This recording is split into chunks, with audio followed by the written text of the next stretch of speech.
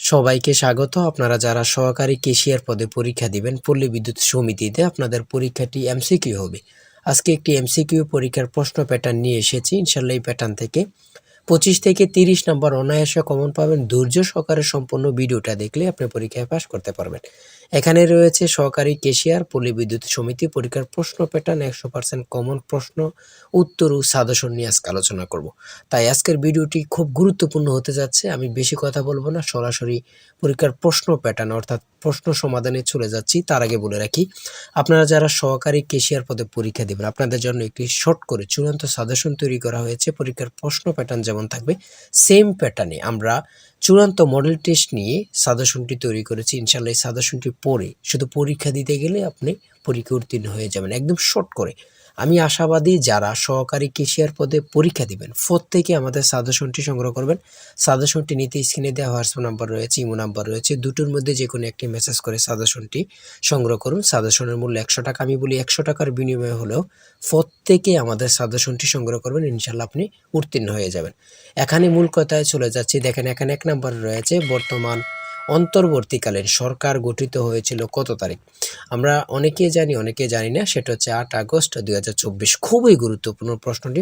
2 নম্বরে যেটা রয়েছে, রূপপুর পারমাণবিক বিদ্যুৎ কেন্দ্র কোন দেশের সহায়তায় তৈরি করা হচ্ছে।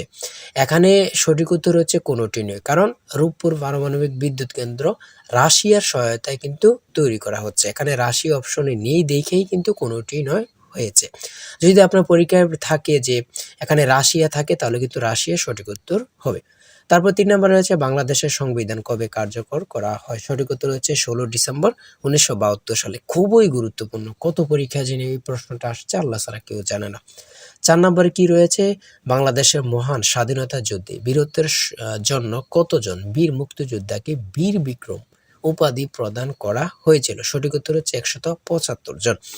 এখানে বীরশ্রেষ্ঠ 7 জন, বীর উত্তম হচ্ছে 68 জন এবং কি বীর বিক্রম হচ্ছে 175 জন। এটা আপনারা বিশেষ করে মনে রাখবেন কিন্তু, হ্যাঁ। তারপরে রয়েছে 5 নাম্বার, ইজমির শহরটি কোন দেশে অবস্থিত। খুবই গুরুত্বপূর্ণ, যেটা হচ্ছে তুরস্কে অবস্থিত। এমন করে প্রত্যেকটি, এখানে অনেকগুলো এমসিকিউ নিয়েছি, এই প্রত্যেকটি এমসিকিউ খুবই গুরুত্বপূর্ণ। আমি বলি আপনারা দেখে নেন প্রশ্নগুলো, আমি দেখিয়ে দিচ্ছি। আর গুরুত্বপূর্ণ যে প্যাটার্ন অথবা প্রশ্নগুলো আছে সেগুলো নিয়ে আমি আলোচনা করতেছি। যে এখানে সময় নষ্ট না করে আপনারা আমাদের সাজেশনটি সংগ্রহ করুন। সেম প্যাটার্নে কিন্তু মডেল টেস্ট নিয়ে আমাদের সাজেশনটি খুবই যত্ন সহকারে তৈরি করা হয়েছে। আমি আশাবাদী প্রত্যেকে আমাদের সাজেশনটি অতি দ্রুত সংগ্রহ করবেন। দেখেন তারপরে 6 নম্বরে যে প্রশ্নটি রয়েছে, বাংলাদেশের সীমান্তবর্তী ভারতের রাজ্য নয় কোনটি। এটা হচ্ছে বিহার। খুবই গুরুত্বপূর্ণ। তারপরে 8 নম্বরে রয়েছে বাংলাদেশের জাতীয় খেলা কোনটি। সঠিক উত্তর হচ্ছে হাডুডু। খুবই গুরুত্বপূর্ণ। তারপরে এই প্রশ্নগুলো আপনারা দেখে নেন। আমি বলি প্রত্যেকে আমাদের সাজেশনটি সংগ্রহ করবেন।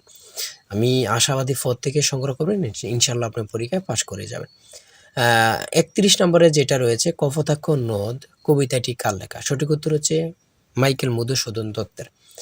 তারপর ইংরেজি পার্ট থেকে 33 নম্বরে থাকবে, 34 নম্বরে থাকবে কোন বানানটি সঠিক।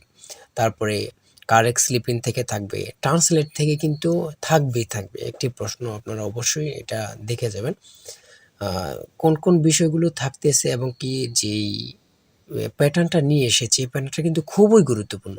এই প্যাটার্নটা খুবই গুরুত্বপূর্ণ, এখান থেকে অনেকগুলো প্রশ্ন কমন পাবেন। আর আমাদের সাজেশনটি খুব যত্ন সহকারে, খুব গুছিয়ে গুরুত্বপূর্ণ যেই প্রশ্নগুলো রয়েছে ওগুলো নিয়েই কিন্তু আমাদের সাজেশনটি তৈরি করা হয়েছে। ইনশাল্লাহ আপনারা প্রত্যেকে সংগ্রহ করবেন, ইনশাল্লাহ আপনার পরীক্ষায় পাশ করে যাবেন। ঠিক আছে, এখানে 54 নাম্বার রয়েছে, তারপরে 46, 45 এগুলো আপনারা দেখে যাবেন কেমন টাইপের অঙ্ক থাকে, আমি আপনাদেরকে দেখিয়ে দিচ্ছি। দেখেন বিশেষ করে আমি বলি আপনারা কারা উত্তীর্ণ হতে পারেন, আপনারা যারা পরীক্ষার প্রশ্ন প্যাটার্ন বুঝতে পারেন না, কোন কোন টপিক থেকে প্রশ্ন আসবে এগুলা যারা বোঝেন না তারা কিন্তু পরীক্ষা উত্তীর্ণ হতে পারেন না। ঠিক আছে, আমি একটা যেমন অঙ্ক নিয়ে দেখাচ্ছি, অঙ্কটি দেখাচ্ছি। যেমন এখানে রয়েছে 78 ডিগ্রি কোণের সম্পূরক কোণ কত ডিগ্রি। হ্যাঁ, আমরা প্রথমে জানতে হবে সম্পূরক কোণটা কত ডিগ্রি। আমরা জানি যে সম্পূরক কোণ হচ্ছে 180 ডিগ্রি সম্পূরক কোণ তৈরি হয় বা সম্পূরক কোণ হয়ে থাকে। এখানে যদি 78 ডিগ্রি থাকে তাহলে বাকি আছে কত? ওটাই কিন্তু রেজাল্টটা। বাকি আছে ১০২ এর সাথে ৭৮ যদি আপনি যোগ করেন, হ্যাঁ ১৮০ হয়ে যায়। ঠিক আছে? আমার মূল কথা হচ্ছে যদি এমন থাকে যে ৭৮ ডিগ্রি কোণের সম্পূরক কোণ কত ডিগ্রি? আপনি এটার সাথে ১৮০ মাইনাস দিবেন। যেটা আসে এই অপশনের উত্তরটা কিন্তু সঠিক ওটাই হবে। ঠিক আছে?